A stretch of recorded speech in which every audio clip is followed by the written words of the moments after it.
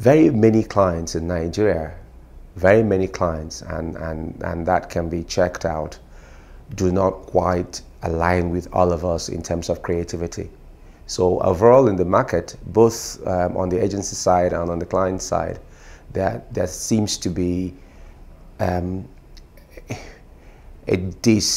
misalignment, I don't know if that's the correct word, about creativity. So we need to get to a position where we're sharing the same standards, have the same dialect with our clients in terms of what is creative.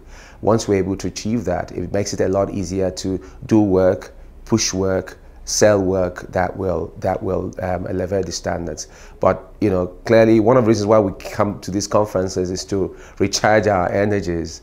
And if you were at the Afrikaans yesterday, not winning anything is not something that my colleagues and I who came from my agency are happy about. So clearly there's a great opportunity to start thinking about how to improve, not just incremental improvements, but do some really step change. One of the themes that has been going on, we've been talking about, is this whole thing about African voice, Nigerian voice, how we need to do work that is a little bit more authentic, that resonates with us and our people. And that's a theme that we've been talking about. It's now time to go and do it and push it. I think it would be defeatist to just sit back and say these guys are not creative. We need to see how we can work around within their ambit, within their parameters, to do creative work for them. That's a challenge that we're up for.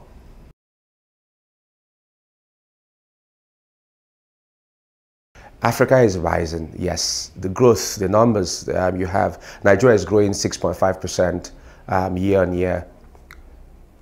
But that growth has not really, it's been modest in terms of how it's affected our sector. Because the growth is coming off minerals sometimes, it's coming off agriculture. What we are looking at now is how can we cascade some of that growth into as value to us. And some of the areas we're looking at is we are chasing businesses in areas that we may not normally have chased businesses, like government businesses. There's something where we put together for Lagos State government. We've been working on it for the past 4 years. It's really about how do you change the mental infrastructure of Lagosians, people in Lagos. They are building the infrastructure. If you've been to Lagos lately, you see lots of roads, etc., etc. There's a new rail line that has been done, just building up stuff. But the mental infrastructure, the attitude, the ownership, the behavior of people needs to be changed. We have the support of Lagos State government to do that. So this sort of, but it's taken 4 years. That is a new area for us. And working for government in Nigeria, it's not a walk in the park. It's tough sometimes. We increasingly are also looking at proactive pitches, conversations that can put us out there in trying to get new businesses.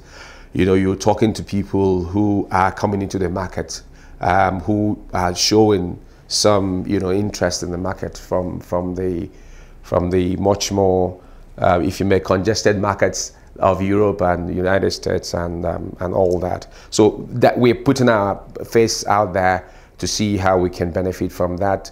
They have shown it. There are lots of interests, but they're not coming in droves. Let's be honest. For so many reasons. Some of it might be insecurity. Some of it might be they don't know how to navigate the marketplace. So, but we need to put ourselves in a position where we can help them come into the market.